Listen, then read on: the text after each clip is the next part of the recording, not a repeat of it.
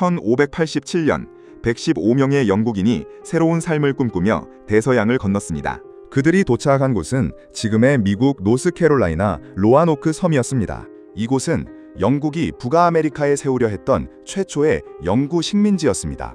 사람들은 집을 짓고 땅을 일구고 새로운 세상을 시작하려 했습니다.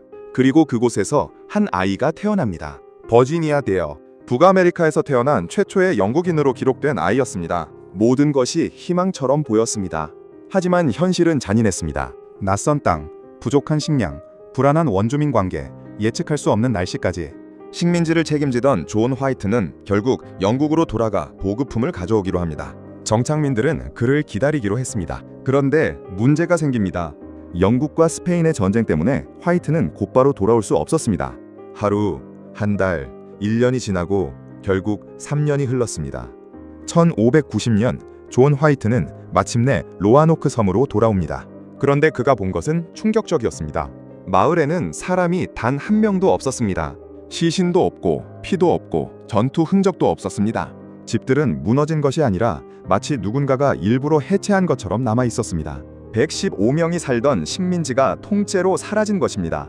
그리고 현장에는 단 하나의 단서만 남아 있었습니다. 나무에 새겨진 한 단어, Director's Notes, 크로아토안.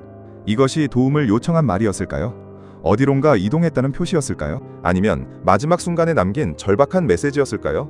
존 화이트는 이 단서를 따라가고 싶었지만 폭풍 때문에 더 이상 수색하지 못하고 결국 돌아가야 했습니다. 그렇게 115명의 행방은 역사 속 미스터리로 남게 됩니다. 가장 유력한 가설은 정착민들이 인근 크로아토안 부족과 합류해 살아남았다는 것입니다. 실제로 훗날 일부 원주민 후손에게서 유럽계 특징이 보였다는 이야기도 전해집니다. 하지만 이것만으로 모든 의문이 풀리지는 않습니다. 왜 아무도 돌아오지 않았을까요? 왜 확실한 기록이 없을까요?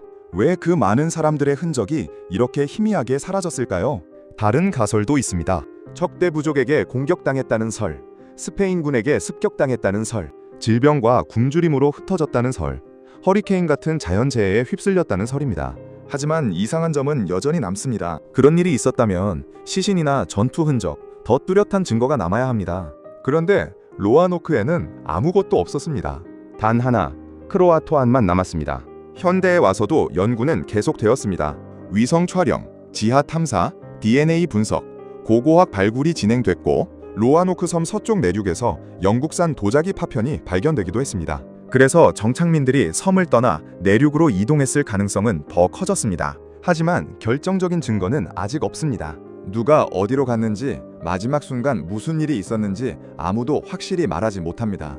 이 사건이 무서운 이유는 단순히 사람이 사라졌기 때문이 아닙니다. 115명의 마지막 순간이 완전히 지워졌기 때문입니다. 그들은 구조를 기다렸을까요? 원주민과 함께 살았을까요? 굶주림 속에서 흩어졌을까요? 아니면 우리가 모르는 더 끔찍한 일을 겪었을까요?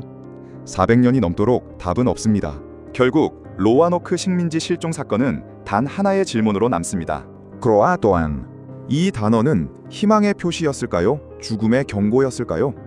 미국 최초의 식민지는 그렇게 흔적 없이 사라졌고 지금도 사람들은 묻고 있습니다. 그들은 정말 살아남았을까요? 아니면 역사 속에서 완전히 사라져버린 것일까요?